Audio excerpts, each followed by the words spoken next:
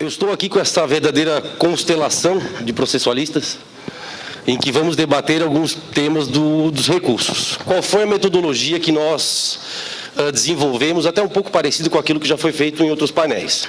Nós teremos cinco questões polêmicas acerca dos recursos.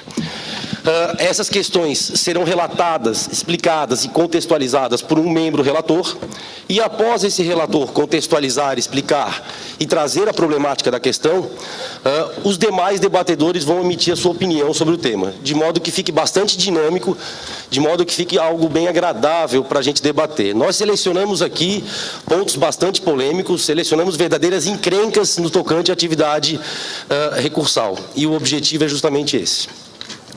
Eu vou passar a palavra já para o primeiro relator, e à medida que os debatedores forem falando, eles já podem fazer os agradecimentos iniciais.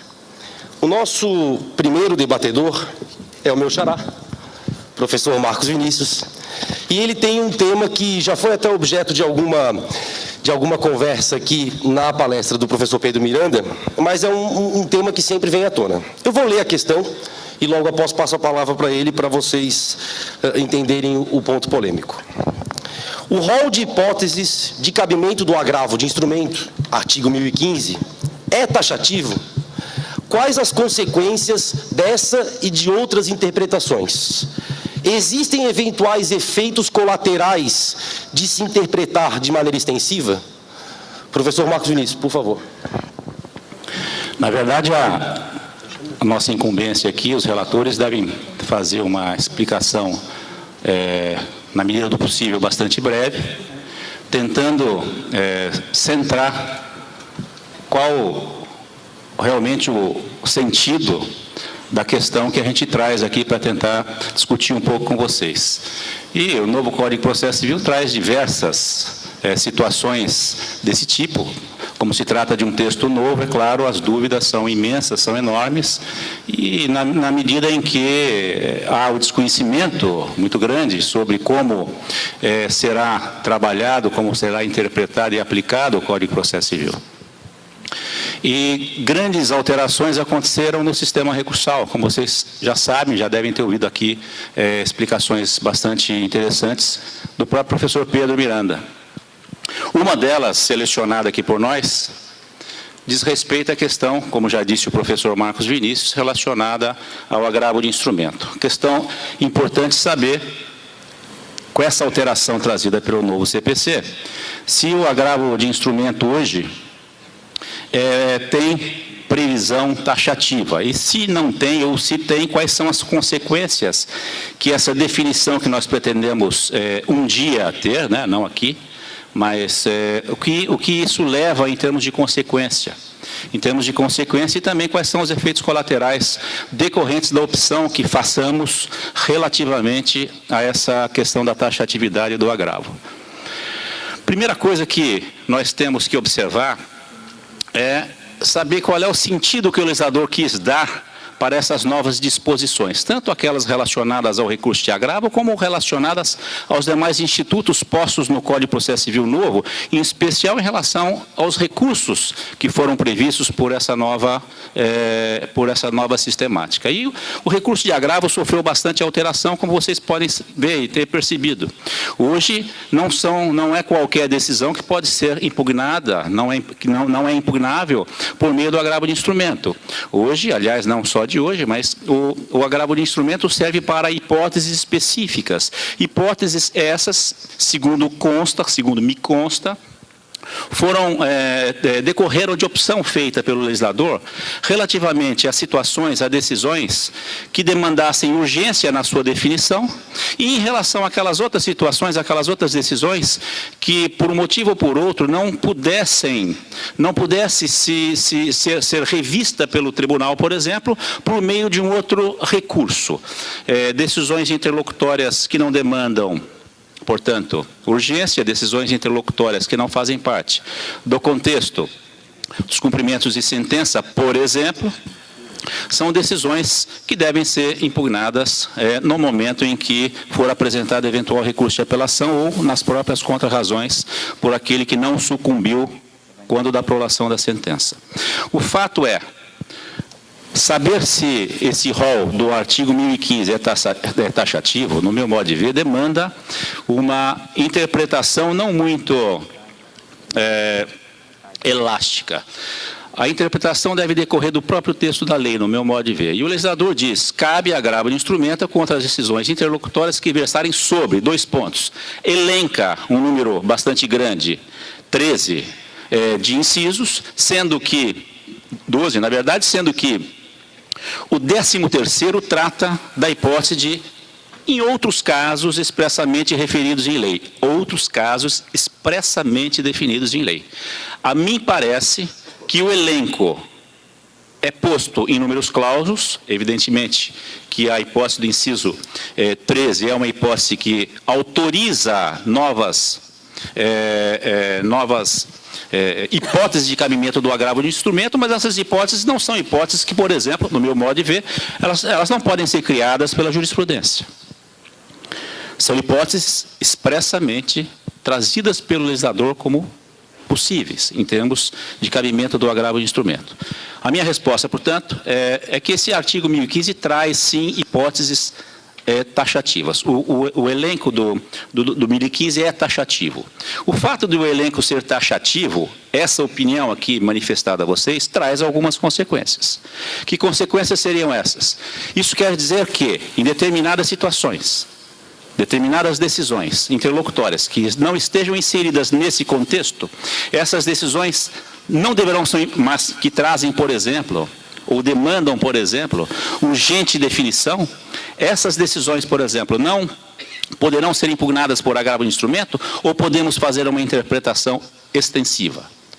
Eu diria a vocês o seguinte, claro que é uma opinião sujeita a muitas críticas, nós já vivemos períodos bastante próximos e semelhantes a esse que eu vou passar, essa ideia que eu vou passar a vocês, mas hipóteses em que o agravo não for cabível por conta de não haver a disposição e autorização expressa do 1015 ou de qualquer outro dispositivo legal, essas decisões não podem simplesmente sofrer impugnação quando e no momento em que uma sentença for proferida e eu tiver a opção ou a oportunidade de apelar ou de contrarrazoar o recurso de apelação.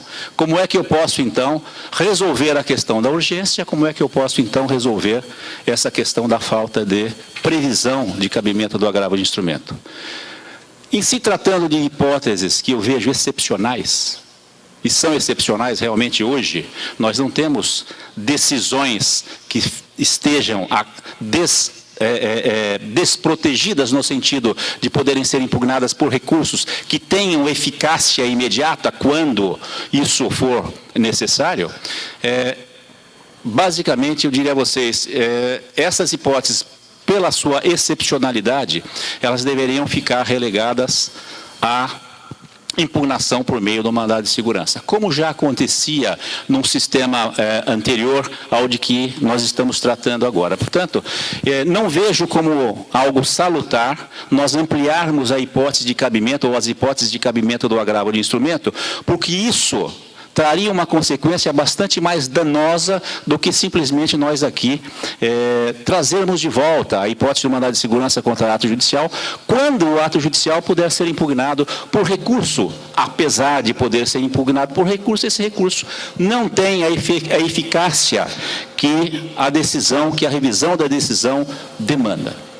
Portanto, o mandado de segurança é uma ideia, é uma forma de nós conseguirmos fechar esse espaço deixado pela taxatividade que decorre do artigo 1015.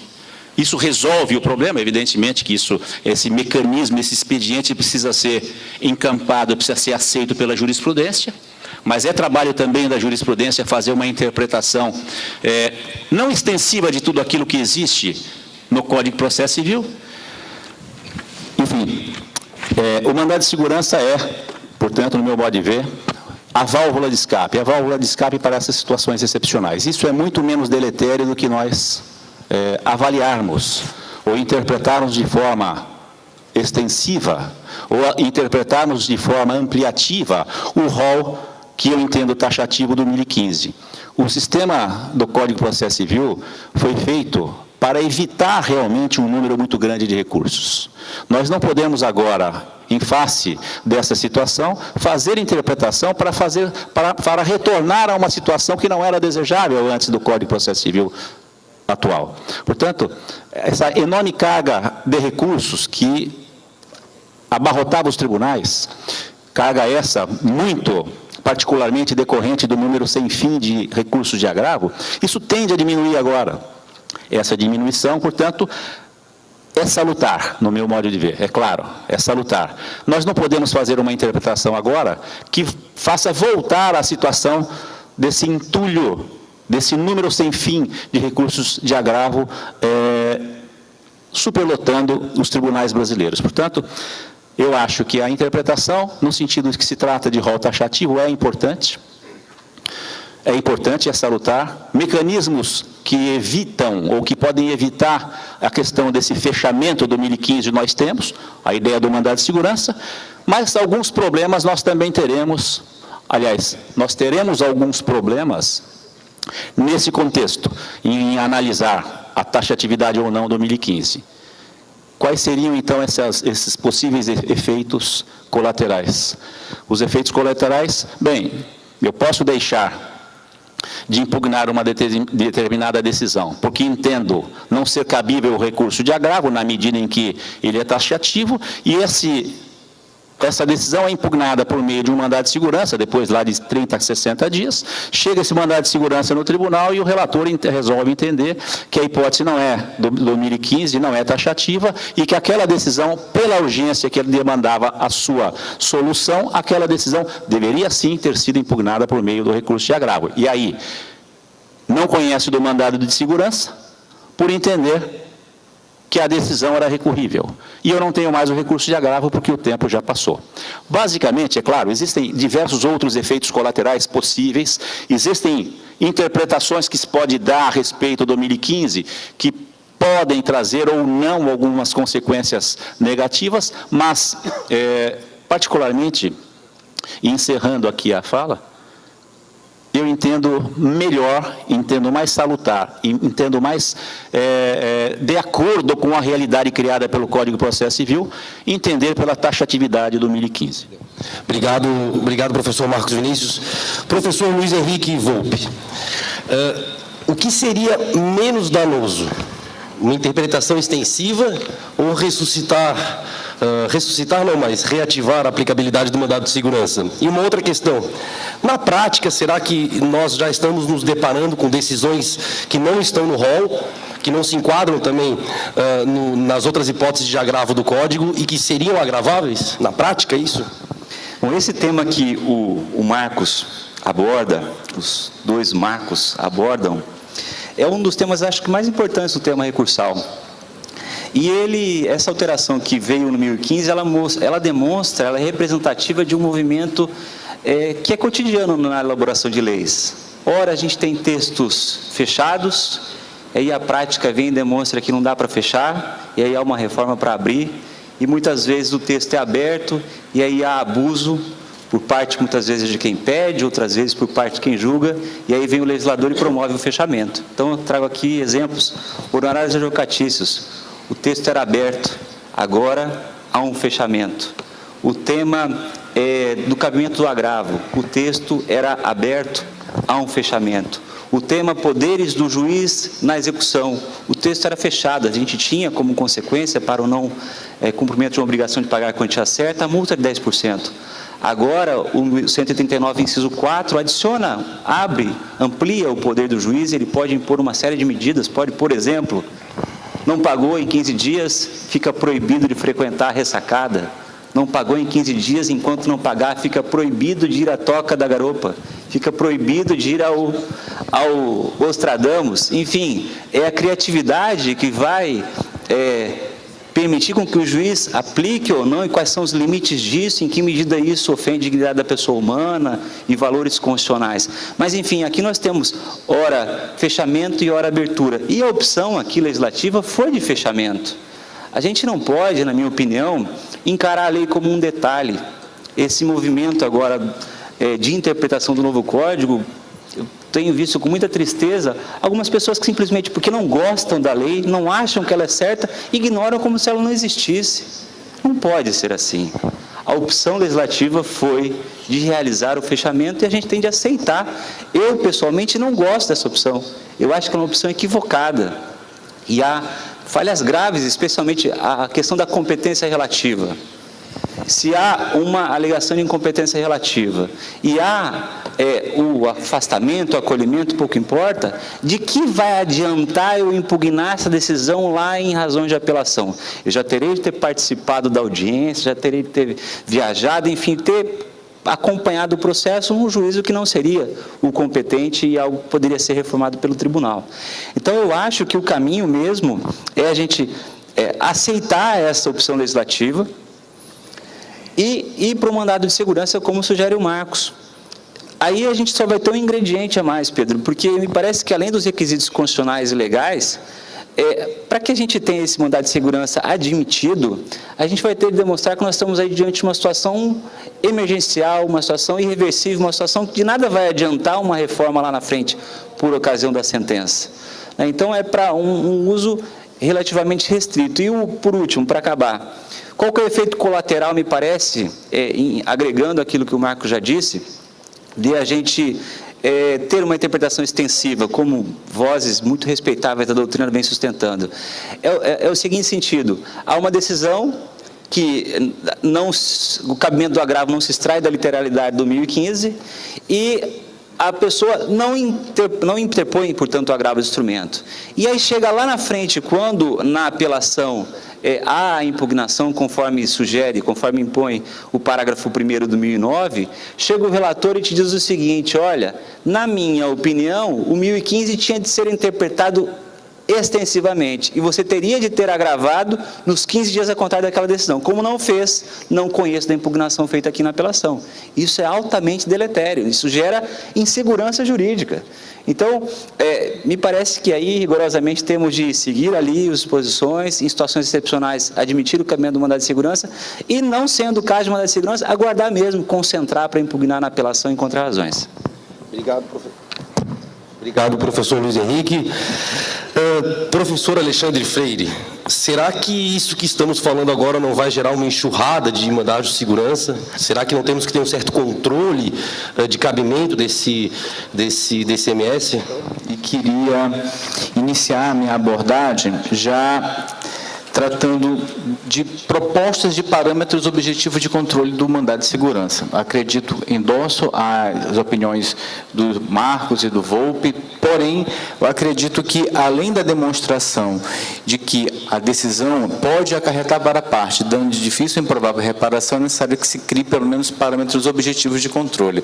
A exemplo da inobservância de julgado repetitivo que firme, por exemplo, questões relacionadas à competência relativa, em que o STJ já tenha se pronunciado sobre o assunto, o Supremo Tribunal Federal já tenha se pronunciado sobre o assunto, se a questão envolver matéria de direito local que já tenha sido objeto de enunciado sumular do tribunal, ou então em questões que não sejam tão somente adstritas a direito local, que tenha decisões proferidas em RDR ou então em assunção de competência. Ou seja, não bastaria a demonstração da existência de dano de difícil ou improvável reparação.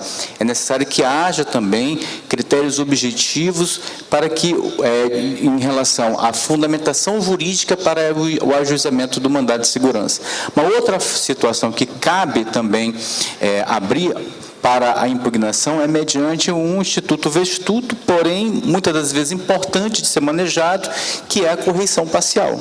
Quando se estiver diante de situações em que haja, por exemplo, inversão procedimental ou tumulto processual, nas hipóteses em que o STJ, o Supremo ou o Tribunal Local Regional Federal já tenha sumulado o entendimento ou firmado o entendimento a partir dos julgados repetitivos, me parece que se aplica a correição, se não houver um disciplinamento regimental da correição, que se aplique por comparação ao regimento jurídico do agravo na forma de instrumento. Então, são esses dois pontos que acredito que sirvam como critérios objetivos para demarcar o cabimento ou não do mandado de segurança. Perfeito, obrigado, professor Alexandre. Tivemos um consenso, então, com relação com relação a esse ponto, coisa que eu acredito que não vai acontecer no próximo ponto. O professor Luiz Henrique Volpe vai relatar uma questão muito importante acerca do parágrafo único do artigo 932 sobre o saneamento de vícios e de documentação recursal. O dever de prevenção previsto no parágrafo único do artigo 932 aplica-se à falta de qualquer requisito de admissibilidade dos recursos. Professor Volpe, por favor. Esse parágrafo único do 932, ele faz parte de um contexto, de uma série de dispositivos. O código chega a ser chato, até de tão repetitivo, mas parece que isso foi necessário, ao dizer que há sempre a prioridade do julgamento do mérito. Então, isso vem lá no artigo 4º e depois vai no 139.9, 317, 352, 488, 1017, 1029, parágrafo 3º e 4º, para pensar aqui alguns dos principais dispositivos que tratam disso, nessa lógica de priorizar o julgamento do mérito. Bom, nesse contexto é que vem o 932 e diz o seguinte, me permitam a leitura. Antes de considerar inadmissível o recurso, o relator concederá o prazo de 5 dias ao recorrente para que seja sanado o vício ou complementada a documentação exigível. E qual é a questão que se coloca? Esse parágrafo único, ele, naquela perspectiva do modelo cooperativo de processo, que impõe deveres aos atores, mas aqui, quanto ao ponto, ao juiz, um dever de prevenção. Quais são os limites desse dever de prevenção ao qual que é imposto pelo 932 ao magistrado? É qualquer vício. Então, vamos pegar aqui alguns exemplos para a gente visualizar de situações que me parece deva ser aplicado o 932 e outras que o 932 não é aplicável. Vamos imaginar que há um recurso especial fundado na divergência jurisprudencial e, por um lapso, o recorrente deixa de instruir o seu recurso com uma cópia do acórdão paradigma. Então, esse é um defeito que deve o vice-presidente, a quem compete a admissibilidade no primeiro momento, dar a oportunidade para que o recorrente traga aos autos esse documento e, com isso, sane aquele defeito que poderia resultar na inadmissão, de maneira a prestigiar aquela lógica que é inaugurada lá pelo artigo 4º, de prioridade da análise do mérito. O mesmo, me parece, não acontece quando há um recurso que é mal feito. Se você tem um recurso ainda fundado na divergência jurisprudencial, mas ao invés de esquecer de trazer aos autos o acórdão paradigma, você deixa de fazer a comparação analítica da divergência como claramente impõe a lei. E me parece que um recurso mal feito nessa perspectiva, não cabe ao vice-presidente dar a oportunidade para que esse defeito seja sanado. Inclusive, há um julgamento recente do qual participaram os ministros Marco Aurélio e Luiz Fux, isso foi objeto de uma notícia que circulou bastante, que o ministro Marco Aurélio falou assim, olha, se a gente for dar rendimento a esse 932, nessa perspectiva de qualquer problema que existir no recurso, a gente tem sempre de dar o prazo de 5 dias, aí nós vamos ter que, quem sabe, submeter essa questão ao plenário para que o plenário dê uma interpretação constitucional a esse dispositivo para impor alguns limites ou não. E parece que esse dispositivo ele não vem nessa lógica de permitir sempre que um defeito seja sanado. A gente tem que entender que o Código ele fez uma mudança. Antes, havia um extenso rol de jurisprudência defensiva.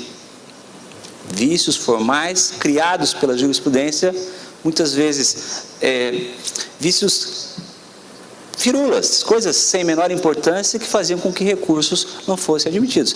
São essas firulas que me parece o 932 não compactua. Mas, de outro lado, não dá para a gente passar de um extremo ao outro. Ou seja, um extremo de qualquer firula impedir que um recurso seja admitido, para a gente, qualquer recurso que seja defeituoso, a gente sempre ser condescendente e permitir que ali seja regularizado o problema. Então, eu acho que essa é a pedra de toque. Vamos a alguns casos, então. Não, tinha que ter pago uma multa e não pagou. Então, fez um embargo de declaração e a multa não foi paga, o embargo de declaração foi aplicada a multa e condicionada a interposição de recursos subsequentes. Acho que aqui nós estamos diante de uma hipótese em que o 932 tem de entrar em cena. Não pagou a multa, dê 5 dias para que a multa seja paga. Agora, um recurso extraordinário que não tem repercussão geral. Isso é algo que possa o vice ou lá o ministro no Supremo dizer: parte, regularize o seu recurso e demonstre, ou melhor, faça com que a repercussão geral que não existe, exista. É algo que não dá para ser sanado, algo que me parece que não deve ser sequer objeto de consulta. Outro exemplo de um vício que é sanável. O 1018, que sucede o antigo 526, ele traz lá uma separação. Então, quando o processo ele é eletrônico, a juntada da cópia do agravo de instrumento em primeiro grau, ela é facultativa. E ela só vem na perspectiva de favorecer o próprio agravante, porque se ele deixa de juntar em primeiro grau, ele vai perder a oportunidade do magistrado se retratar. Mas quando o processo é físico, essa juntada ela não é facultativa, mas sim obrigatória, porque nesse cenário a juntada ela cumpre outra finalidade que não só aquela de buscar a retratação, mas cumpre a finalidade também de facilitar o contraditório. Então, vamos imaginar que o processo seja físico e ele tramite numa comarca do interior. O processo físico no tribunal, isso tem pertinência quando for físico nos dois lugares, e ainda há lugares que é assim, para que o agravado lá na comarca do interior tenha de responder o recurso, ele vai ter ou se deslocar à capital ou contratar um colega aqui para extrair as fotocópias. Enquanto que se a petição do 526 antigo 1018 juntar em primeiro grau o agravo, ele, agravado lá já no fórum, vai ter acesso às suas razões. Então, há uma razão de ser dessa diferença em ser facultativo juntar em primeiro grau nos processos eletrônicos e obrigatória juntada em primeiro grau nos processos físicos. Bom, para que eu estou dizendo tudo isso? E se o agravado, se o agravante não fez essa comunicação que é obrigatória nos processos físicos? E parece que nós estamos aí diante de um defeito sanável, que deve o relator, na forma do 932, dar a oportunidade para isso. Mas aí, então, a gente fica para os debates, a gente fala de outros temas. Muito obrigado, professor Luiz Henrique. Vou passar a palavra agora para a professora Fernanda Medina. Primeiro, saber se ela concorda com esse posicionamento, se o parágrafo único, Fernanda, do 932 não seria uma certa válvula de escape para evitar a reiterada aplicação da jurisprudência defensiva. E um outro ponto polêmico, que já foi objeto de conversa também, seria a intempestividade, né? Então, o relator verificou a intempestividade. O que ele vai fazer? Vai ter comunicação? Vai ter o dever de informação? Qual é o tipo de vício que é passível de saneamento? Enfim, tentando assim, sistematizar um pouco o que o Volpe falou, mas tentando de longe, eu fiquei imaginando se a gente poderia usar algum critério objetivo para dividir, né, o que seria passível de sanabilidade, de ser sanável ou não. E acho que a classificação dos requisitos em extrínsecos e intrínsecos, que é aquela classificação feita pelo Moacir Amaral Santos e que até hoje todos os doutrinadores e nós utilizamos, ela não basta para isso. Então, assim, não basta a gente dizer que são os requisitos extrínsecos de admissibilidade que são sanáveis. Só para lembrar, os intrínsecos são aqueles ligados à legitimidade das partes, né, legitimidade recursal, interesse recursal, ao cabimento do recurso. E os extrínsecos, a regularidade formal, ao preparo e à tempestividade. Então, me parece que a gente poderia afirmar, não com base nessa classificação, mas talvez, não sei se seria razoável, quero saber se vocês concordam comigo, mas chamar que esses vícios todos que ele elencou como sanáveis seriam vícios formais. Então, por exemplo, eu não posso sanar um recurso que foi intempestivo, mas eu posso sanar o fato de não ter comprovado que ele era tempestivo.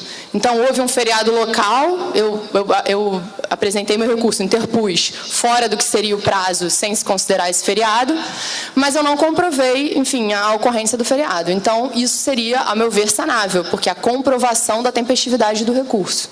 Então, acho que esse poderia ser enfim, um critério. Só um outro ponto, que quando O professor Volpe também deu muitos exemplos nos tribunais superiores. E aí eu acho que vale a pena a gente lembrar que existe um dispositivo expresso que trata sobre vícios, sobre a sanabilidade de vícios nos tribunais superiores, que é o 1029, parágrafo 3º. E o curioso é que ele não fala em que deverá ser sanado o vício, como o 932 fala, impondo... na verdade, um dever ao julgador. Ele fala em poderá desconsiderar o vício, desde que não repute grave. Então, primeiro, esse desde que não repute grave, infelizmente, é uma porta aberta para os julgadores nos tribunais superiores entenderem que qualquer vício é grave, né? Então, essa parte final é lamentável e bastante criticável. Mas, em relação ao poderá, a gente tem que entender aí que o poder é em relação a desconsiderar o vício, mas que oportunizar a correção de um vício formal é um dever. E aí a gente consegue conjugar o 1029, parágrafo 3º, com o 932, parágrafo único. Obrigado, professora Fernanda. Vou passar a palavra novamente ao professor Marcos Vinícius Sampaio. Professor Marcos, o senhor concorda com essa questão da tempestividade, esses níveis de tempestividade, a questão da comprovação? E um segundo ponto, que já foi objeto de conversa nossa também, se é conferido ao autor emendar a petição inicial, se é obrigatório o juiz dar o prazo ao autor para emendar a petição inicial diante de um determinado vício que pode ser inclusive de conteúdo da petição inicial, isso não teria que ser aplicado também, essa interpretação não teria que ser dada também a vícios não formais do 932? Professor Marcos, na verdade, deveria sim. A questão é que a lei não faz não traz essa hipótese, não faz essa permissão. Mas é evidente que essa permissão também que se dá em relação à petição inicial, isso é bastante mais plausível, bastante mais, vamos dizer assim, fácil de se compreender na medida em que a petição inicial é a peça que dá o início, aí, o ensejo à relação processual. É muito mais fácil que as correções se estabeleçam, aconteçam no início do processo do que elas aconteçam já quando o processo se encontra num momento, por exemplo, de um recurso, qualquer que seja ele, ordinário ou extraordinário. Então, eu não acho que realmente seria salutar admitir qualquer tipo de alteração ou modificação quando o processo já tivesse atingido esse momento.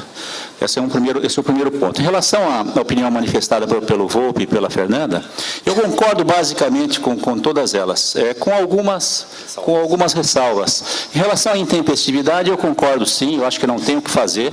A intempestividade não gera condições de qualquer tipo de correção, a não ser a correção que não tenha ocorrido em termos de explicação que o juiz exija ou autorize a parte a fazer, no sentido de explicar por que o seu recurso foi interposto aparentemente fora do prazo. É claro que há situações em que, e a gente conversava há pouco, né? Há situações em que a intempestividade ele é absolutamente comprovada, ou a intempestividade não tem discussão. Nessas situações, não acho nem que o juiz tenha que dar condições à parte para explicar se o seu recurso é tempestivo ou não. Há situações realmente que a intempestividade é questionável. O fechamento do fórum antes do horário previsto, é uma greve que aconteceu, é uma lei municipal que autorizou, ou enfim, que prorrogou o encerramento do prazo. Essas situações é que permitem ao juiz, impõem, vamos dizer assim, ao juiz, dar condições a que a parte explique a tempestividade do seu recurso. Mas o que a gente tem que ver também em relação a isso é que esse dispositivo do parágrafo único do 932 é um dispositivo que vem ao encontro do princípio da primazia do julgamento de mérito. É claro que essa é a ideia do legislador, que o julgamento de mérito aconteça, e não aconteça só em primeiro grau, mas aconteça também no sentido de se prover o julgamento de mérito quando se analisa o recurso. Então é muito importante nós pensarmos, sim, que em dar bastante efetividade a esse parágrafo único. Mas o que não pode, nós não podemos aqui, é entender ou achar que os juízes têm que suprir a falha técnica, por exemplo, do advogado. Bom, quais são os critérios, portanto, que autorizam a aplicação do parágrafo único? Discordo um pouquinho da Fernanda, no sentido de seria interessante colocarmos ou estabelecermos os critérios, ou critérios objetivos. É que esses critérios objetivos, muito dificilmente nós conseguiremos alcançar esses critérios. Nós teremos sempre, os critérios seriam, ou deveriam ser, aqueles vícios formais, tá certo? Podem ser objeto de supressão, vamos dizer assim, por conta do 932. Os vícios de substância, não. Mas há determinadas situações que nós vamos confundir o que é vício formal com vício substancial. Por exemplo, o Luiz disse aqui, a questão relacionada à repercussão geral. A repercussão geral não foi manifestada no recurso extraordinário. Não se deve abrir condições e prazo para que a parte supra essa falha. E eu diria a ele o seguinte, mas como assim? Se a parte tiver no recurso extraordinário manifestado sim a questão da repercussão geral, mas não tiver dado esse nome a ela, não tiver posto a questão da repercussão geral em preliminar do seu recurso, mas a repercussão geral se extrai do conteúdo do recurso. Será possível nós admitirmos esse recurso ou autorizarmos a parte que estabeleça ou que coloque a repercussão geral em preliminar de o seu recurso? Isso para mim não é vício de substância, isso para mim é um vício de forma, é um vício que pode ser sanado. Não acho, sinceramente, que sanar vícios seja possível em qualquer tipo de situação. Essa é uma situação que o vício de forma se confunde muitas vezes, ou pode se confundir com o vício de substância. Por isso eu vejo muita dificuldade em estabelecer critérios objetivos para isso. Eu acho que a casuística é que vai estabelecer um determinado critério.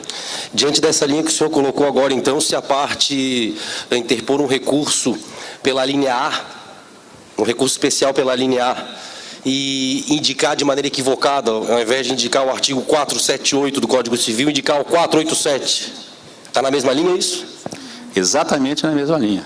Se a sua fundamentação disser respeito ao artigo correto, à norma correta, a indicação, nós lá podemos, artigo 1487, computador, clicamos um a mais e saiu um a mais. Isso é motivo para que o nosso recurso não seja admitido? Isso é motivo para que nós entendamos impossível a aplicação do parágrafo único do 932? Não vejo dessa forma. Não vejo dessa forma. Obrigado, professor Marcos Vinícius. Professor Rafael Barbosa, para a sua primeira intervenção e para encerrar o tema. Na verdade, eu tenho só duas colocações. E faço para o meu colega Volpe, amigo de mestrado e doutorado, uma pessoa que apareceu aí no cenário nacional e tem todos os méritos para isso. Volpe, aquela determinação da petição inicial de que o juiz, na hora da emenda, ele deve indicar os pontos que ele precisa que o advogado corrija, é também cabível nesse caso do 932, parágrafo único? Então, essa é a minha primeira pergunta. E tem uma segunda também, já que eu estou falando, né? Então, a segunda é a seguinte, a própria disposição do 932, quando ela separa a inadmissibilidade, recurso inadmissível, do recurso que não ataca de forma correta os fundamentos da decisão, não é uma separação? Dá a entender que a regularidade formal ali ela é diferenciada, então, nessa parte da fundamentação, não poderia, então, o tribunal determinar correção alguma nesse sentido? Só essas duas colocações.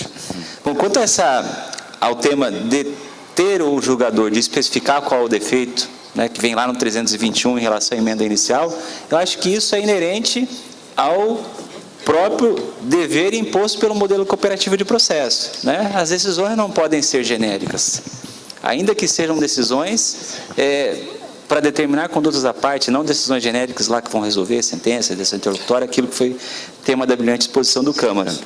Eu acho sim que deve, portanto, objetivamente, o relator dizer qual o defeito deve ser sanado. Agora, quanto à segunda pergunta, de novo, eu acho que esse 932 não serve não deve ser utilizado para quando o recurso é mal feito. Se há uma decisão, se há um recurso que não impugna adequadamente os fundamentos da decisão agravada, esse recurso não pode ser conhecido. Acho assim, agora o Código 489 traz para o juiz aquilo que há muito tempo é aplicado aos advogados. o recurso não é conhecido quando ele não impugna todos os fundamentos da decisão. Agora, a decisão não é fundamentada quando não aborda todos os aspectos do recurso. É justo que seja assim de um lado e de outro. Então, se o recurso foi mal feito, ele não deve ser conhecido. Né? A gente está aqui em 1.000 e poucas pessoas estudando, sairão recursos melhores aqui em função da capacitação que vocês estão se proporcionando.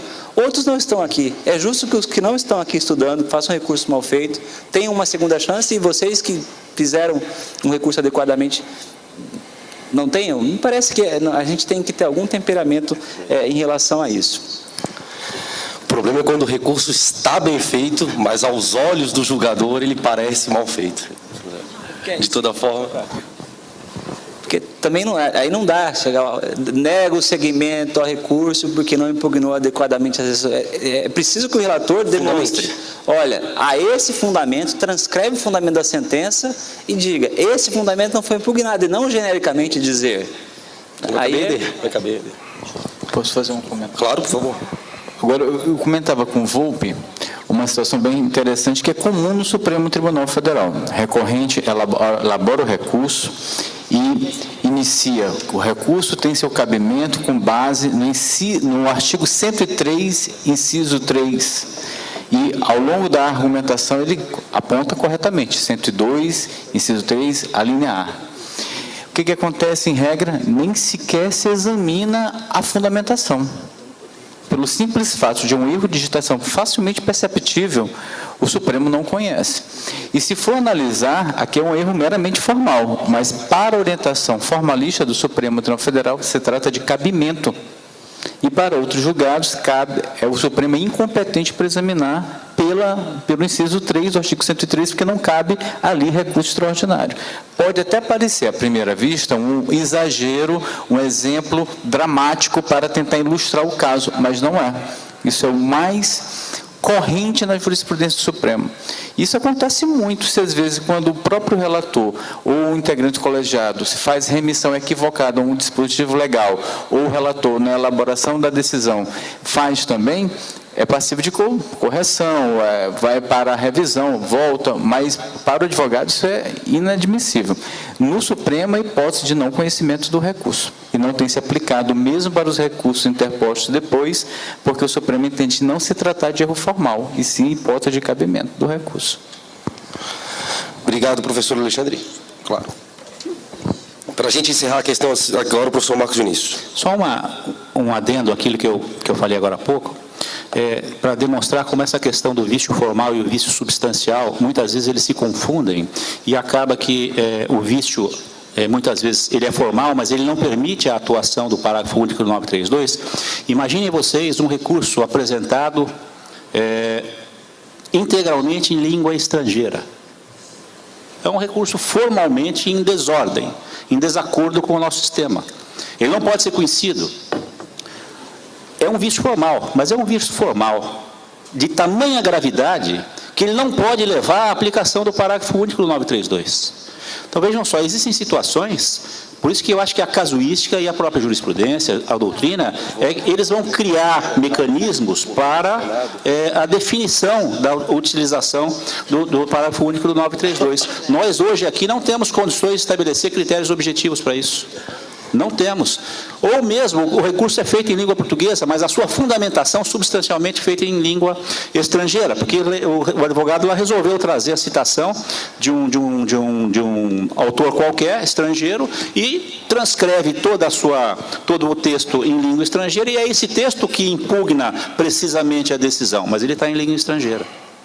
Portanto, é um defeito, no meu modo de ver, formal, que atinge a substância do ato. O advogado foi fazer doutorado na Itália, voltou empolgado, emocionado, e escreveu o RESP italiano. Mais ou menos isso. Bom, para dar continuidade, eu passo a palavra agora para a professora Fernanda Medina, com relação a uma questão de impugnação das interlocutórias. Professora Fernanda, é possível a impugnação de decisões interlocutórias não preclusas por meio de agravo de instrumento interposto contra a decisão parcial de mérito? Vou voltar 2 passos atrás, só para poder endereçar direitinho a pergunta, né, que é um tema bem espinhoso.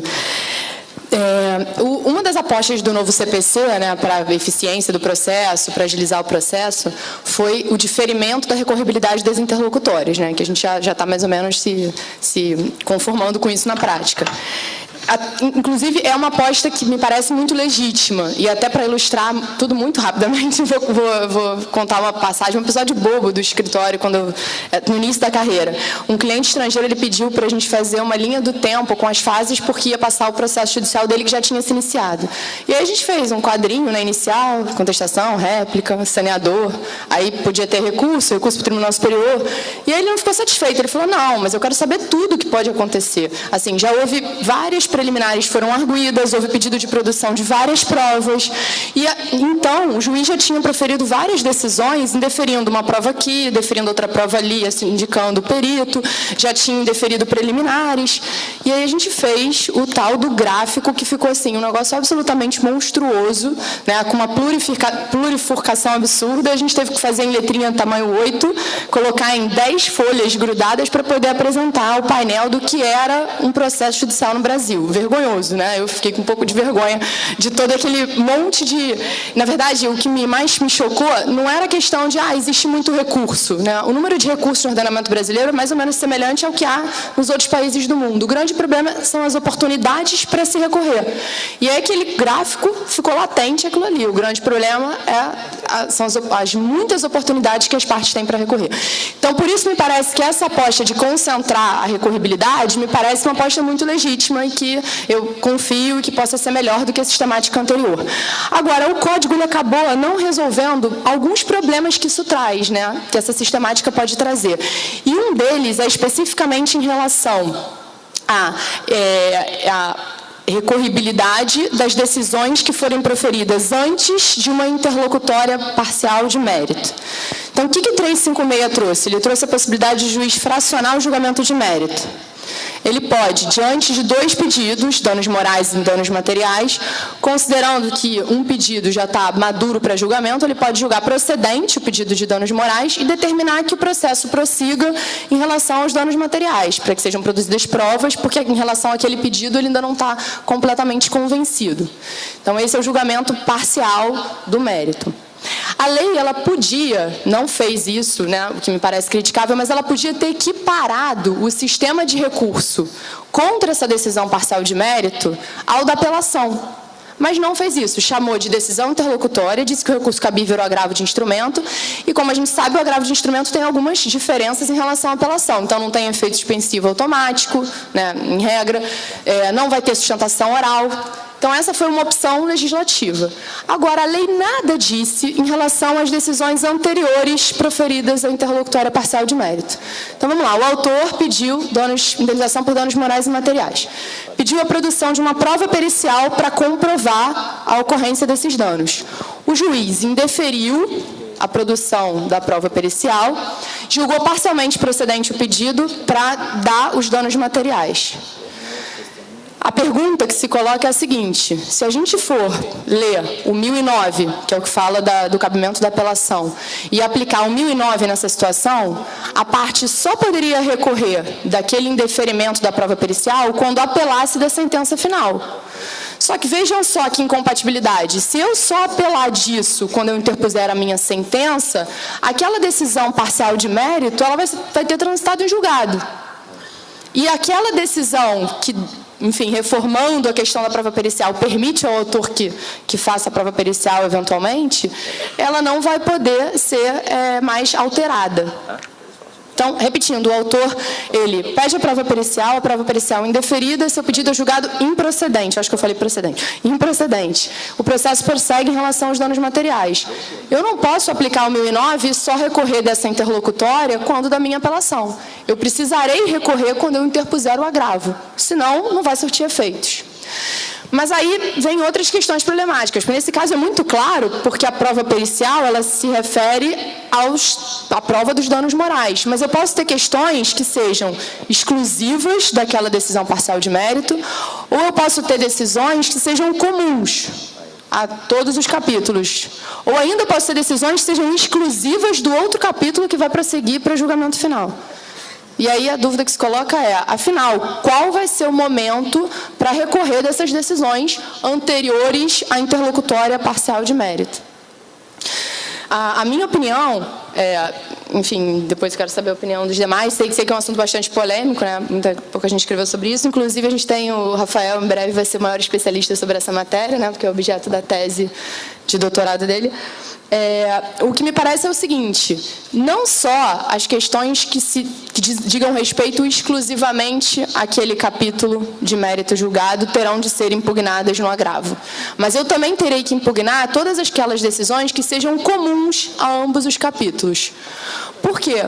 Primeiro, porque aquela decisão transitada em julgado, ela não vai mais poder ser alterada caso eu não recorra. Mas ainda que uma prescrição, por exemplo, uma preliminar de prescrição que tenha sido indeferida, ainda que eu pense assim, não vou recorrer porque essa prescrição ela é relativa ao capítulo que vai até julgamento final, é possível que o tribunal, no julgamento do capítulo fracionado de mérito, ele enfrente aquela matéria. E aí eu posso ficar sujeita à preclusão hierárquica, ou seja, o juiz não vai poder redecidir porque o tribunal já decidiu sobre aquilo. Então, em outras palavras, me parece que nós deveremos impugnar as decisões anteriores à decisão parcial de mérito, digam elas respeito exclusivamente àquele capítulo ou digam respeito a todo o processo. Então, existe esse ônus para nós não ficarmos sujeitos à preclusão. É um ônus que, enfim, é de uma interpretação sistemática da lei, porque não está escrito em lugar nenhum. Obrigada. Já passando a palavra ao professor Rafael. Rafael, duas situações. Primeiro, em que pese eu concordar com a Fernanda, isso não pode gerar uma espécie de tumulto da análise das questões entre primeiro e segundo grau? E o segundo ponto, e se for uma alegação de prescrição relativa só ao segundo capítulo da sentença? Será que se o tribunal se manifestar sobre isso não vai gerar, por exemplo, supressão de instância? Essa pergunta que a Fernanda colocou, sem sombra de dúvidas, é a pergunta mais complicada de toda a nossa mesa, sem nenhum demérito aos demais colegas. Porque essa história é um pouco engraçada, mas eu assumi alguns cargos aí recentemente e estava praticamente desistindo de defender o meu doutorado, ia ser jubilado, a PUC não aceita mais prorrogação de prazo, meu prazo está acabando, e aí, na graduação, fui dar uma aula sobre apelação. E eu nem estudei, né? Apelação não mudou nada, vamos lá, com o código anterior. E eu tenho uma turma lá na minha faculdade, uma turma da tarde, que é chata pra caramba. Os meninos ficam perguntando um monte de coisa, a aula não rende. 2 horas de aula na turma da tarde, eu passo o mesmo conteúdo em 20 minutos na turma da noite. E aí a pergunta foi justamente essa, sobre a recorribilidade das interlocutórias. E daquele dia eu falei, não, eu vou concluir o meu doutorado, eu vou escrever sobre isso. Cheguei em casa, fiz o sumário, mandei para o Nery, que é o orientador, ele aprovou, e eu estou escrevendo. E a primeira coisa que eu me deparei tem a ver com a análise dos pronunciamentos judiciais, né? Querer saber qual recurso é um ponto, é um passo seguinte, eu tenho que saber qual é a decisão. E eu comecei a perceber que a sentença, ela era, no direito romano, marcada pelo seu conteúdo. Então, sentença é o ato que decide o mérito da causa. E tudo que não decide o mérito da causa seria interlocutória. Tanto que existiam as sentenças, as interlocutórias simples e as interlocutórias com força de definitiva, que eram aquelas decisões que terminavam o processo sem julgar o mérito. E o recurso cabível contra elas, durante muito tempo, foi o agravo de petição, isso no Código de 39. E hoje o CPC ele praticamente acabou com a diferença entre sentença e interlocutória. A diferença hoje é simplesmente colocar fim ao processo. Então, eu não posso ter um recurso para uma decisão que tem o mesmo conteúdo de outra decisão.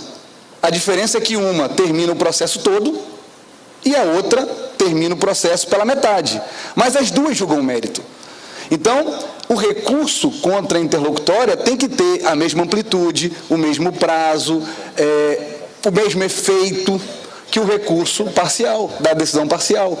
Então, Obviamente, a pergunta vai até mais além. Nesse caso da interlocutória parcial de mérito, qual é o recurso? Recurso é agravo, mas é um agravo como se fosse uma apelação, com ampla devolutividade, com a possibilidade de também atacar as decisões interlocutórias não agraváveis, agraváveis, né? Porque ali é um agravo, mas em tese não agraváveis por instrumento.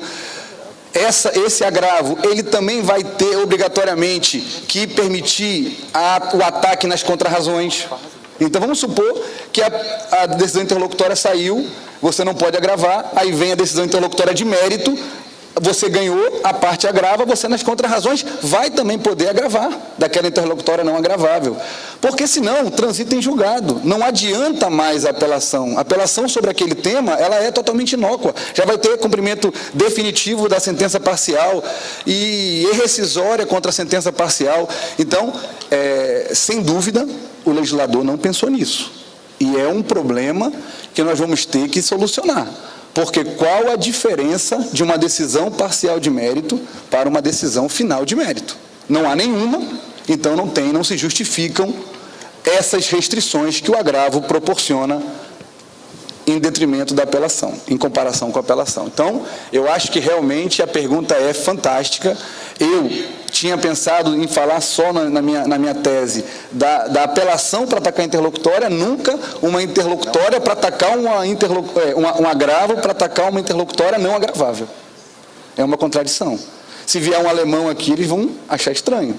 Então, é um agravo de instrumento para atacar uma decisão interlocutória não agravável por instrumento. É isso aí. Esse que é a conclusão que nós chegamos aqui. Tá? Então, assim, eu acho que é um tema muito bom e mereceria, com toda certeza, a opinião dos demais colegas. Obrigado, professor Rafael. O professor Volpi também queria falar sobre o assunto, até porque eu acho que o que mais preocupa, no caso, é a acumulação de pedidos, né? Quando nós temos duas situações separadas e quando temos matérias de ordem pública envolvidas também, como a prescrição, me parece que vai ter um certo tumulto aí, enfim.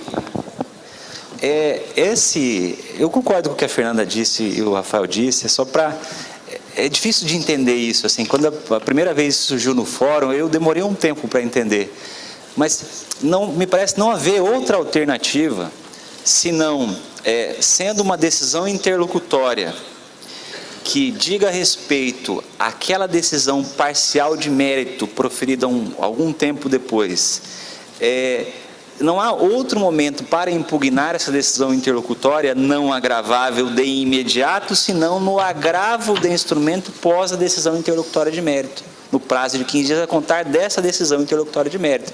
Porque se a gente deixar para impugnar essa decisão interlocutória que diz respeito ao pedido A, julgado antecipadamente, para quando a gente for impugnar a sentença que julgar o pedido B, decidido mais adiante, essa apelação, ela não vai ter a função de, provido o recurso para reformar aquela decisão interlocutória, desfazer o trânsito em julgado daquela decisão parcial de mérito que já vai ter se formado.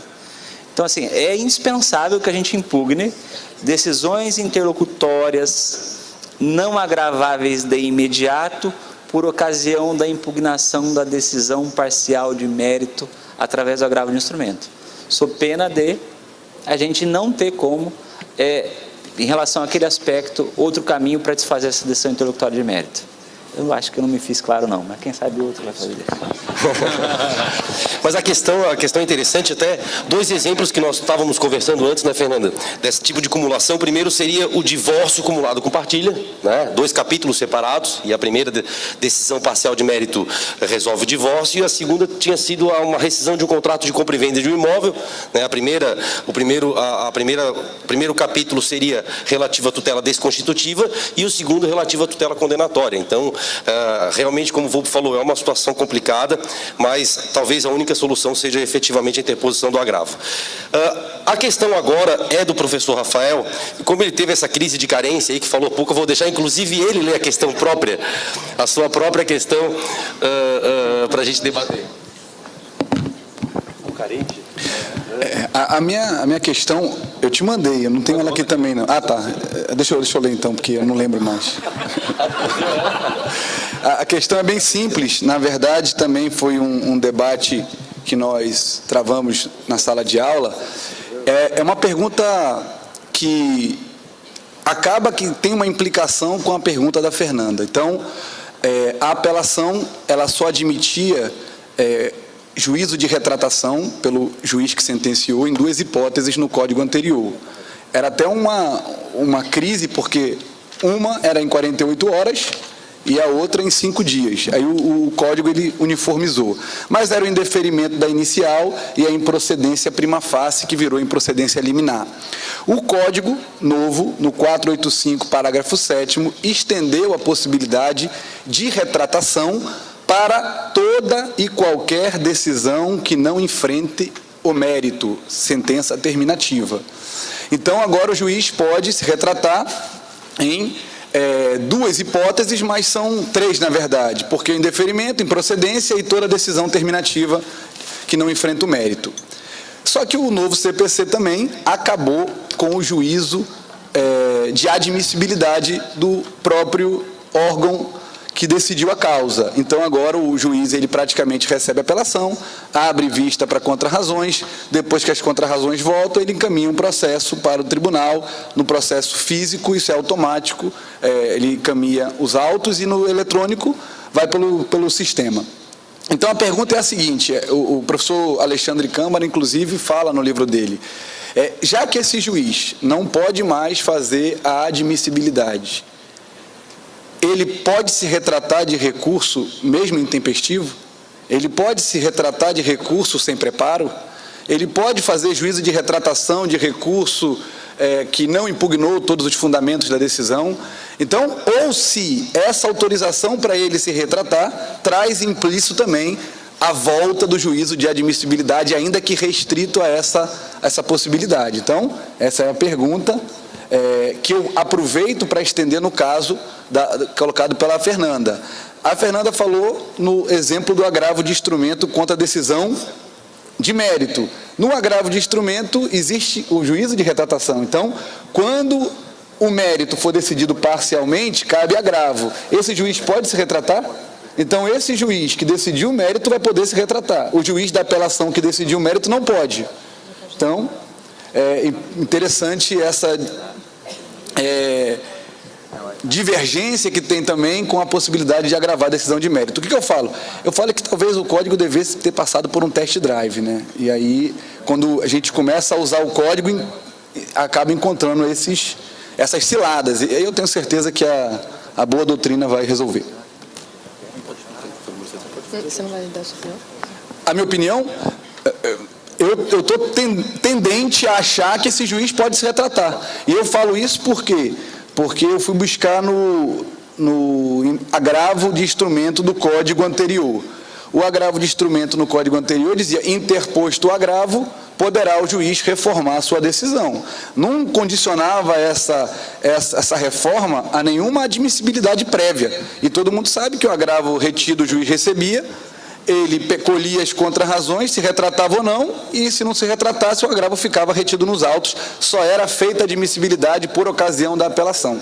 Então, aparentemente, o juiz não está vinculado a uma admissibilidade para fazer essa análise. O que a doutrina vem defendendo, majoritária, Fred e Alexandre Câmara, é o seguinte: só se não houver problema com relação à tempestividade. Mas aí eu pergunto, por que só a tempestividade? Alexandre fala que é por causa da coisa julgada, então, ou da preclusão. Então, não interpôs o recurso no prazo legal, já ou precluiu ou fez coisa julgada aquela decisão. Eu tendo a concordar com você. justamente porque eu acho que não dá para você falar que é só no caso de intempestivo, teriam que ser todos os requisitos de admissibilidade. Inclusive, a doutrina anterior, não no caso do agravo, porque o agravo sempre se entendeu que era necessário provocar o juízo para possibilitar a retratação. Mas no caso da apelação, que no CPC de 73, desde a lei de 94, se eu não me engano, que reformou e permitiu a retratação, permitia, nos casos de indeferimento da inicial, já se dizia o seguinte, inclusive a doutrina da professora Tereza Vambier, que foi professora de muitos aqui na PUC São Paulo, ela dizia que a possibilidade de retratação, ela independe até de provocação, né, ela dizia, porque é algo de interesse público. Então, o juiz decorre diretamente da lei e o juiz pode se retratar independentemente de provocação. Isso no caso de indeferimento de liminar, de indeferimento da inicial, né, não no caso de agravo. O que me parece é o seguinte, a gente tem que ver qual a causa aí que fundamenta a possibilidade de retratação. O que me parece que é o trigger, assim, o que faz permitir o juízo de retratação, é a mera interposição do recurso, que já gera o chamado efeito obstativo. O efeito obstativo, segundo a melhor doutrina sempre disse, né, mais antiga, eles falam, é o primeiro e constante efeito dos recursos, é o de obstar a preclusão e a formação da coisa julgada. E esse efeito decorre da mera interposição do recurso. Analisar a admissibilidade, ela é uma necessidade para que o julgamento de mérito seja feito, ou seja, para que o recurso seja analisado no seu mérito. Mas, nesse caso, não se trata de julgar o recurso no seu mérito, se trata simplesmente do juiz verificar que estava equivocado e se retratar. Então, eu acredito que, com base no efeito obstativo, ele possa exercer a retratação, mesmo se o recurso for intempestivo. Acho que é isso. Alguém te fala? Eu vou fazer duas observações, mas assim, com todo respeito. Eu entendo que o juiz, ao receber o recurso intempestivo, ele não tem como se retratar da decisão. De fato, ocorre aqui a coisa julgada. Porque o efeito obstativo, ele só opera se o recurso for tempestivo. Sem a tempestividade não há como, porque do contrário você pode inclusive fomentar aventuras processuais. A parte não tem o menor direito, opõe embargos, opõe agravo, opõe, por exemplo, apelação fora do prazo, e como nós sabemos que o tempo médio de exame de um recurso desse, e um tribunal como o Supremo Tribunal Federal é de em torno de 3 meses, com processo concluído em gabinete, me parece que seria um pouco temerário. Em relação à questão relacionada ao recurso, o recorrente interpôs equivocadamente a apelação. Eu acho que o juiz, de fato, eu entendo que o juiz, de fato, ele não pode exercer a admissibilidade do recurso. Se ele fizer admissibilidade do recurso, cabe, inclusive, com reclamação para o tribunal. Mas ele pode receber o recurso como simples petição. Aqui não há juízo de admissibilidade, aqui é mera conversão. Então, ele converteu o recurso em simples petição e exerce a retratação. Não acredito que seja possível um juízo regressivo de ofício. O juiz não pode, por exemplo, se retratar de ofício. Acredito que a interpretação deva ser naquelas hipóteses do 463 anterior. Erros materiais, inexatidões materiais, erros de cálculo, mas só para situações que sejam objetivas. Fora desse quadro, me parece que seria transitar ou potencializar a incerteza jurídica, na minha interpretação. Na minha modesta opinião, eu acredito que o efeito obstativo decorre só da mera interposição do recurso, que o que dependeria de ser tempestivo ou não seria o efeito de substituição do julgado. E aí, esse sim necessitaria de um recurso admissível para operar aquele efeito. Tanto é que, assim que interposto o recurso, não ocorre a coisa julgada, não naquele momento. Depois do julgamento do recurso, vai se definir se vai se operar a substituição, né, da decisão recorrida. Mas o efeito obstativo imediato, eu acredito que aconteça. Só para acrescentar aqui, e é importante fazer essa distinção, alguns autores, o orientador no mestrado fez isso, o Cássio Carpinella, ele separou os efeitos em efeitos que decorrem da interposição e efeitos que decorrem do julgamento. Se realmente o efeito regressivo decorre do julgamento, então o juiz de primeiro grau não poderia fazer retratação, porque ele não faz admissibilidade. Então, ele não está julgando. Então, se é um efeito que decorre do julgamento, ele não está autorizado a julgar o recurso e muito menos fazer admissibilidade, quanto mais se retratar. Então, eu acho que essa retirada do juízo de admissibilidade no primeiro grau, de certa forma, obstruiu esse efeito regressivo, se ele for considerado um efeito que decorre do julgamento e não da mera interposição.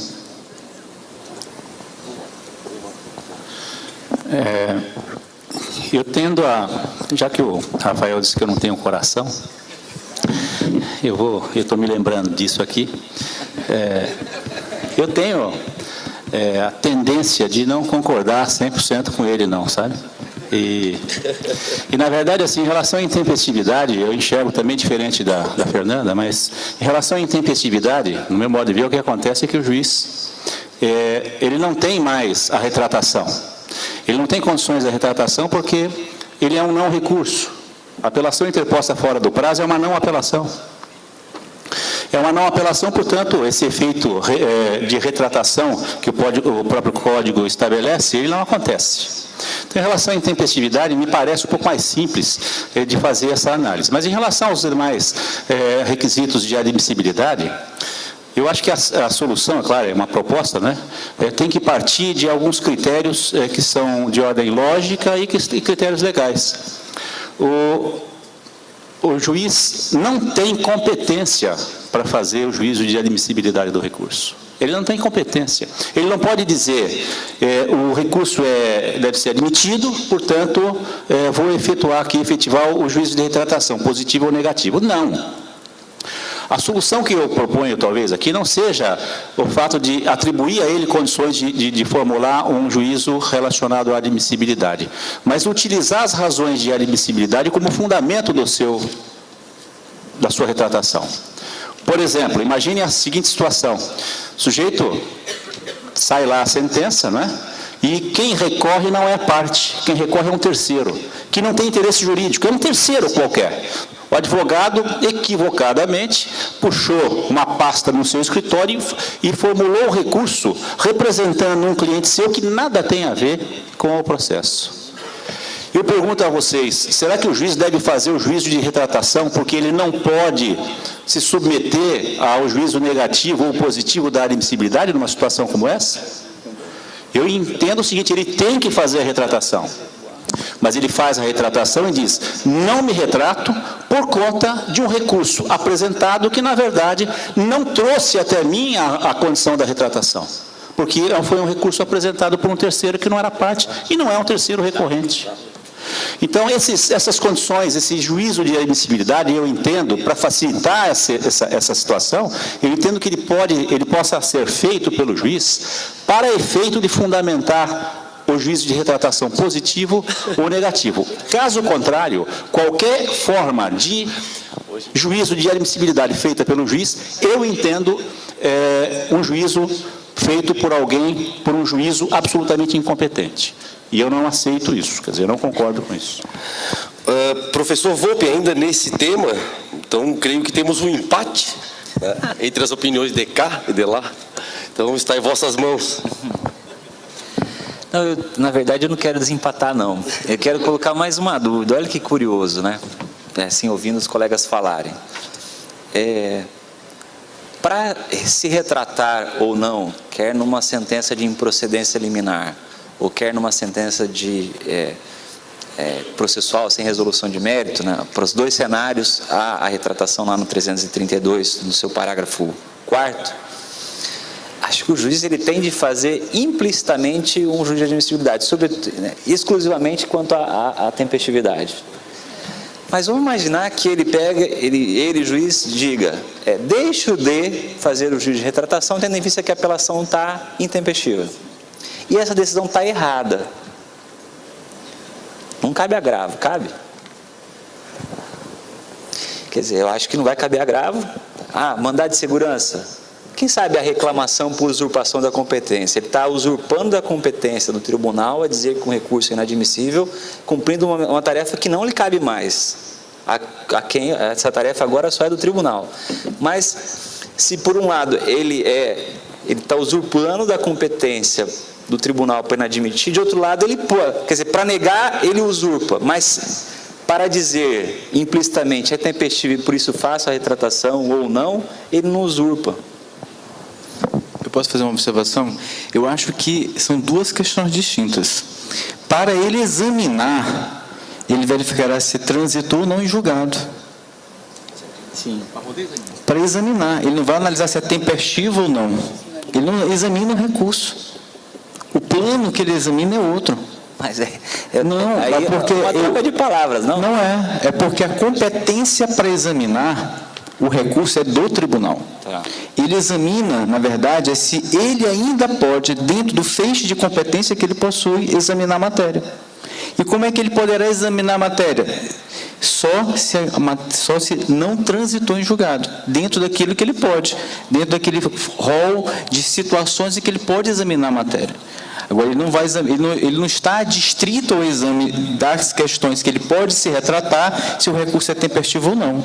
Ele está, o que ele poderá ou não examinar tem um nome, se transitou ou não em julgado. Mas e como que ele vai fazer essa análise? Transitou ou não transitou em julgado sem decidir se há ou não intempestividade? Mas ele pode examinar, na verdade, se há ou não, como o professor Neres diz, se ainda há estágio de litispendência do processo. Ele não ingressa na admissibilidade. É uma zona muito sensível de percepção. Ele verifica, bem, não transitou em julgado, eu posso examinar dentro daquilo que o Código me permite. Ele não vai entrar em questões relacionadas à admissibilidade. Ele, até mesmo como o Marcos colocou, ele não pode. Ele é incompetente para tanto. Tanto é que cabe o quê? A reclamação para o tribunal. Ele só verifica, transitou em julgado, não posso mais fazer nada. Eu não tenho como examinar. Isso aí cabe agora a eventual rescisória, que não é da minha competência. Então a questão é sobre a coisa julgada. Para a gente encerrar, então, vou passar a tréplica.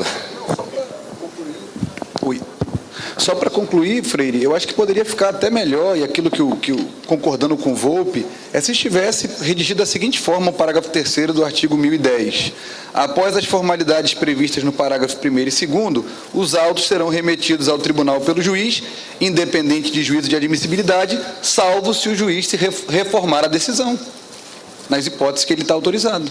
Aí ele faria uma admissibilidade para efeitos de retratação ou não, mas não faria para a subida, eventualmente, se ele não se retratasse. Porque falar que ele vai analisar se o recurso, se houve preclusão ou coisa julgada, é falar que ele vai analisar o recurso. Porque ele está só autorizado a analisar a tempestividade. Não há essa exclusividade da tempestividade como causa de análise, entendeu? Eu acho que é esse. Mas aí, Rafael, o ministro Marco Aurélio tem uma frase que para mim é lapidar, que aplica não apenas para a atividade judicante, mas para a vida. O simples vence. Eu acredito que essa questão, a gente não pode potencializar a complexidade da questão. Por quê? Se o juiz... Veja aqui a questão, ela tem dois pontos. Primeiro, o juiz não tem competência para examinar a admissibilidade. Não adianta divagarmos teoricamente aqui, porque ele não tem competência. É um fato. Mas ele tem de fazer isso. Não, mas ele não tem competência. O que ele examina é só, transitou em julgado? Transitou. Mas como que ele vai dizer se transitou ou não transitou sem fazer a admissibilidade? Mas ele não faz a admissibilidade. O que ele vai verificar o recurso foi interposto no prazo. Não se retrata. O recurso foi interposto no prazo, não foi, transitou em julgado. Ele não está examinando se o recurso preenche os requisitos de admissibilidade para ir ao TJ ou ao TRF. O que ele examina assim, eu ainda posso me pronunciar a respeito das questões que o Código autoriza o exame. Posso, por quê? Porque não transitou em julgado. Ele não está discutindo a admissibilidade. Ele está discutindo apenas se ele pode. No Supremo, por exemplo, a parte opôs embargos de declaração fora do prazo. Apenas para fins de esclarecimento. O que é que se faz, pelo menos no pleno, na primeira turma? Não se examina. Mas por quê? Porque o recurso é intempestivo? Não, porque transitou em julgado. Sim, mas isso precisa ser pronunciado. Isso precisa ser pronunciado, porque senão o que está dizendo Vamos ter que aplicar a técnica de ampliação de julgamento aqui. Não, mas parece que o Marcos Vinícius está de acordo com o Freire. É isso? Para dar uma... Eu estou de acordo, sim.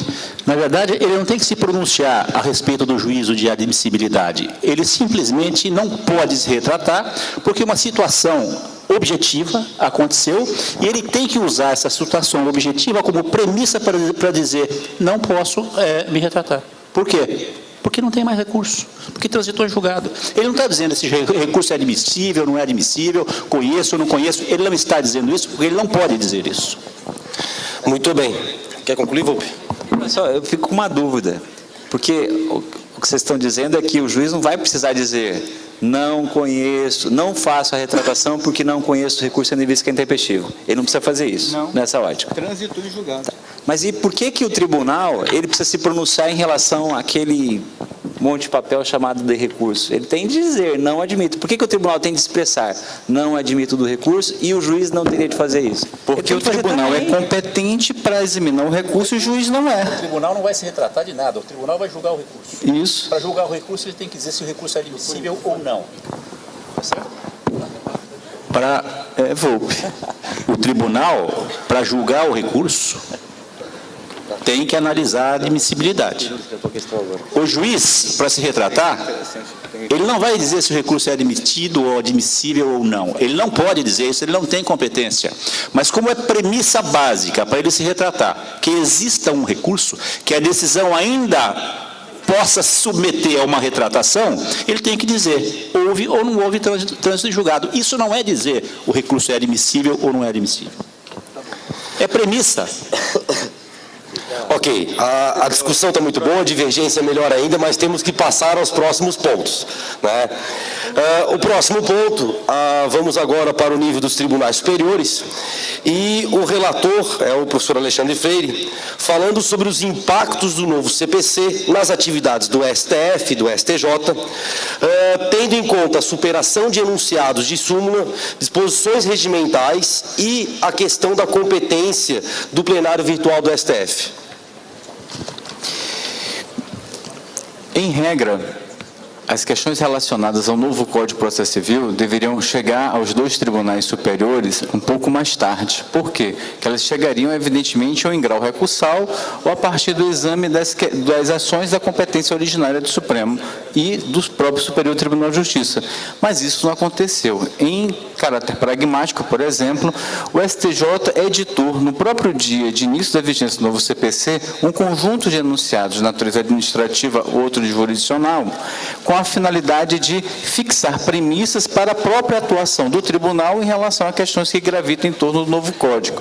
E, por exemplo, fixou marco temporal em que se aplica ou não o novo Código, quais são as questões que podem ou não ser objeto de correção pelo tribunal, sempre fixando o marco temporal das decisões proferidas a partir do dia 18 de março de 2016. Então, a partir daí, muitas questões foram postas para que os dois tribunais se manifestassem. Por exemplo, uma questão interessantíssima diz respeito ao juízo para o exame da eventual tutela provisória para concessão de efeito suspensivo ou a tutela antecipada em grau recursal ou tutela provisória satisfativa para o recurso extraordinário. Embora seja muito pouco discutido, por exemplo, na literatura jurídica, nos manuais, nos cursos, é prática do Supremo Tribunal Federal examinar, sem a necessidade de juízo do presidente ou vice-presidente, o pedido de tutela provisória, independentemente da natureza, quando o tribunal reconheceu já a repercussão geral, porém ainda não examinou o mérito. Então, por exemplo, o recurso extraordinário subiu, se selecionou 2 pilotos, ficaram reservados com temas numerados, e o relator determinou abaixo de outros tantos iguais para os tribunais de origem, TJ São Paulo, TJ Santa Catarina, TJ Rio Grande do Sul. todo e qualquer pedido de tutela provisória, para estes recursos, não é necessário se requerer ao presidente, é possível se requerer diretamente ao Supremo. Por quê? Porque já houve o pronunciamento do Supremo sobre o tema, a repercussão geral. Esse é um tema interessantíssimo. Porém, recentemente, a primeira turma passou a não mais exercer a competência para examinar a matéria. Por quê? Porque o novo Código impõe que toda e qualquer questão relacionada à admissibilidade e os pedidos de tutelas provisórias para os recursos que submetem ao regime jurídico da repetitividade sejam formuladas para o juízo de origem. Isso é muito bem, por exemplo, tratado pelo professor Gerli Nunes nos comentários ao Código de Processo Civil da editora Saraiva, que faz um estudo interessantíssimo sobre o assunto, sobre o juízo de admissibilidade dos recursos, pedido de tutela provisória. Então, esse é um ponto interessante, né, que foi muito bem tratado pelo Gerli e tem sido objeto recente de mudança na orientação do Supremo Tribunal Federal. Então, por mais que o Supremo tenha alterado o seu entendimento, melhor, por mais que o Supremo tenha se manifestado sobre a existência de repercussão geral, ele não examina mais o pedido de tutela provisória para nenhum tipo de recurso sobrestado na origem ou determinado abaixo. Isso é uma mudança interessante. Por quê? Porque, no meu modo de ver, de fato, agora dá-se uma interpretação correta aos enunciados 634 e 635 do Supremo, que sempre balizavam que só é possível o exame da matéria quanto à concessão de efeito suspensivo ou tutela antecipada recursal, se houver juízo positivo de admissibilidade. E, no meu modo de ver, ainda deixou mais claro, quando houver a publicação da decisão. Então, isso é uma mudança que não altera o enunciado, pelo contrário, revigora o enunciado. Claro que isso tudo eu estou falando a partir do advento da Lei 3.256, que restaurou o juízo de admissibilidade. Questões relacionadas, por exemplo, ao pré-questionamento, o enunciado 356, durante muito tempo preponderou para a impossibilidade do Supremo examinar questões que não têm sido objeto de pré-questionamento. Por mais que muito se afirme, veja que interessante, que o Supremo aplica o pré-questionamento implícito, isso não é verdade. Isso não é verdade, isso é uma lenda urbana jurídica. Por quê? Primeira turma, se a parte não opuser aos embargos, não examina. O pleno, por maioria, na sua composição atual, a maioria não examina.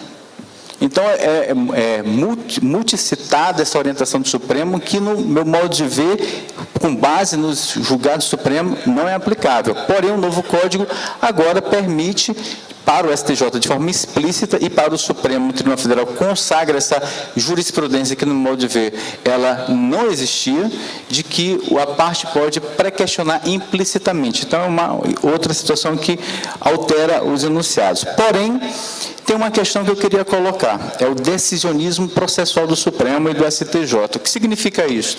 Os dois tribunais, no caso do STJ, no meu modo de ver, de forma mais interessante, fixou premissas para a aplicação do novo CPC, mas em outros temas não tem aplicado o Código. Por exemplo, nós tivemos recentemente a publicação de uma decisão que o STJ entende que o juiz de primeiro grau pode simplesmente, ou o Tribunal de Justiça, fundamentar sua decisão a partir dos argumentos que entendam mais adequados, ou seja, não é necessário que se enfrente a totalidade dos argumentos.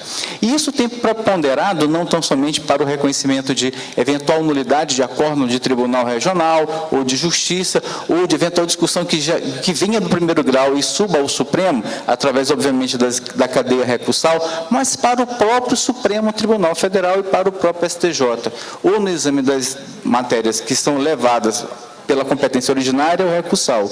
Então, os dois tribunais, vejam, no exercício das suas próprias competências, não aplicam 489. Salvo um outro magistrado que entende que é possível, por exemplo, ao fazer remissão à orientação dominante do tribunal, explicitar, contextualizar, porém não é o padrão do Supremo. Por exemplo, questões relacionadas à inadmissibilidade. Se vocês fizerem uma pesquisa, mesmo após o dia 18 de março de 2016, nós vamos encontrar decisões de 2 linhas. O recurso intempestivo que foi interposto fora do prazo. O recurso não deve ser examinado porque a parte não juntou o acórdão paradigma. o recurso não pode ser examinado porque o Supremo tem entendimento firmado sobre o assunto.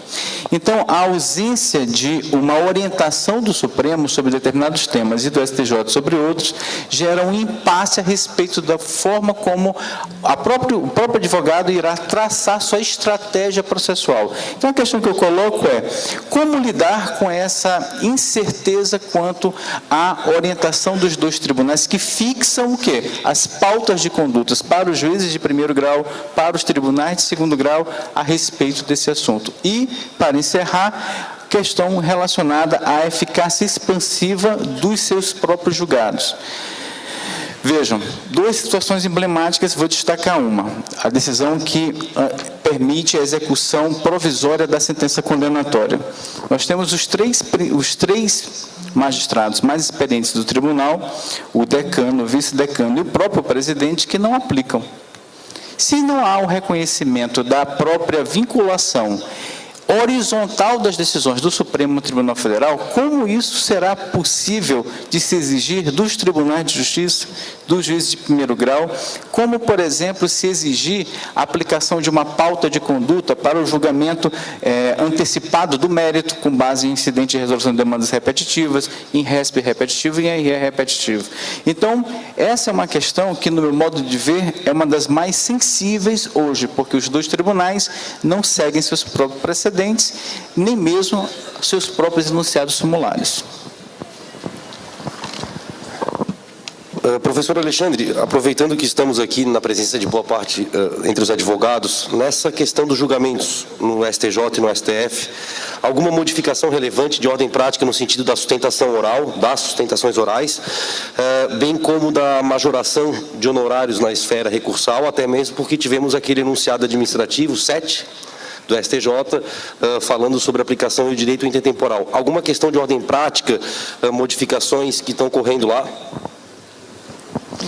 Em relação à sustentação oral, nós sabemos, o professor Volpe participou efetivamente da comissão, como membro tanto no Senado como na Câmara, que havia a previsão da sustentação oral para o agravo interno interposto de decisão em matéria recursal. Foi objeto de veto presidencial a pedido das próprias direções dos dois tribunais, na gestão do ministro Lewandowski e do ministro Francisco Falcão, porque inviabilizaria os dois tribunais. E, de fato, inviabilizaria. Por quê? Não é necessário nenhum tipo de expertise em STJ e Supremo, basta acessar o site dos dois tribunais e verificar a pauta da primeira turma e da segunda. Em regra, terça-feira, as duas turmas julgam aproximadamente 700 processos. Em regra, matéria discutida em agravo interno, julgada em lista. Se para cada agravo houvesse a possibilidade de sustentação oral 15 minutos, nós teríamos em uma tarde julgamento de no máximo um agravo. Por quê? Em muitas questões, o STF e o STJ não conseguem, em uma tarde, julgar sequer uma questão de ordem, muito menos ainda um recurso de agravo em questões controvertidas. Então, essa matéria foi superada em razão do veto. Agora, subsiste no novo Código a possibilidade de sustentação oral para decisões proferidas em processos da competência originária do Supremo. Ação civil originária com pedido indeferido de antecipação de tutela, ação civil originária com uma decisão a respeito de prova pericial, porque é possível que isso aconteça no Supremo Tribunal Federal. Então, essas questões, quando são objeto de agravo interno, o Supremo chegou a um impasse, por incrível que pareça. A sustentação oral em 15 minutos, o Supremo passou 75 para discutir se era possível ou não a sustentação oral em um mandado de segurança, em que se discutia uma questão de julgamento de improcedência.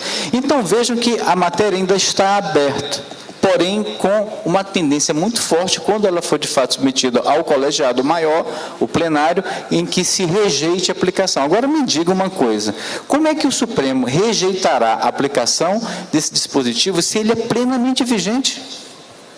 É uma situação inusitada na história da República. Como o próprio Supremo Tribunal Federal, que exerce a guarda da Constituição, e o STJ também, que exerce a guarda do direito federal infraconstitucional, se comportam dessa forma. Ou seja, há um descompromisso com a Constituição Federal, há um descompromisso com a ordem jurídica infraconstitucional. Bem, em relação, para encerrar, as questões relacionadas à majoração. tem se aplicado, sim, o entendimento da aplicação dos honorários recursais tão somente para os recursos interpostos de decisões publicadas a partir do dia 18.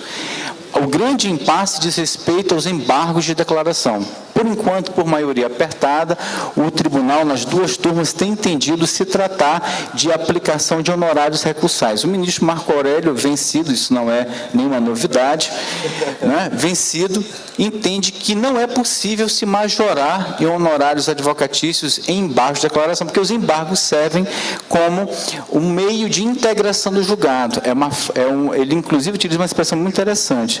Recebidos embargos de espírito livre, deve o julgador apreciá-los e, se for o caso, provê-los, se não for o caso, rejeitá-los, mas nunca aplicar multa, desde que não fique evidenciado o que se denomina de automatismo recursal. O que é esse automatismo recursal? É quando, dentro da cadeia recursal, desde o 2º grau, a parte vem vencida e opõe embargos de declaração em decisão proferida em agravo regimental, que ainda se chama no Supremo Regimental. Então, nesse caso, deve-se aplicar a multa, apenas neste caso. Então, a regra é que se tenha aplicado os honorários recursais e multa também, tanto no agravo quanto nos embargos de declaração. A questão que o colega coloca quanto ao pleno virtual é interessantíssima. Por quê? O pleno virtual, ele é muito pouco estudado. Só que ali é que são discutidas as principais questões do Supremo Tribunal Federal. Por exemplo, é no pleno virtual que se discute se há ou não há repercussão geral. E as grandes questões que hoje são objeto de deliberação do Supremo, elas não se dão no julgamento de ADI, elas não se dão no julgamento de ADC ou DPF. Elas acontecem no julgamento do recurso extraordinário com a repercussão geral reconhecida. Qual é o grande problema? É o déficit, como diz o Dierme, de legitimidade para essas decisões. Por quê? Em regra, elas são proferidas com apenas um voto que motiva a decisão, que é o do ministro Marco Aurélio, porque o restante pelo decurso de prazo. Então, há repercussão geral sem motivação. Basta que transcorra o prazo de 20 dias para examinar. Ou seja, as questões mais importantes da República são levadas ao Supremo e são decididas sem decisão, porque não há voto. Muito bem. Além desse grande problema, é a ampliação agora para as questões relacionadas ao agravo e aos embargos de declaração. Meus amigos, se no pleno presencial e na turma presencial nós não temos a menor interação para essas questões, pergunto a vocês, imaginem no plenário virtual, se questões como a repercussão geral não são objeto de consideração, porque os ministros não votam, imaginem, por exemplo, um agravo e um embargo de declaração. E qual é o grande problema? É que no pleno presencial e na turma, a irresignação pode ser objeto de um embargo de declaração. Mas no pleno virtual não cabe embargo de declaração. Ou seja, a questão ela é morta sem ser examinada, porque basta o silêncio. Então, é uma questão que merece a atenção dos juristas, merece a atenção da Ordem dos Advogados do Brasil para um acompanhamento de perto, porque nós vamos chegar a um momento em que o tribunal ele vai virtualizar a maior parte dos seus processos, ou em grau recursal, ou em ações civis originárias. E vejam, imagina a parte, ela tem um recurso julgado improvido, no pleno virtual, não pode questionar uma eventual distinção, superação de entendimento, e a multa e os honorários recursais serão automáticos. Então, é uma questão que merece nossa reflexão. Obrigado, professor Alexandre. Aliás, obrigado, professor Alexandre, professor Marcos Vinícius, professora Fernanda, professor Rafael. Estamos encerrando o painel de recurso.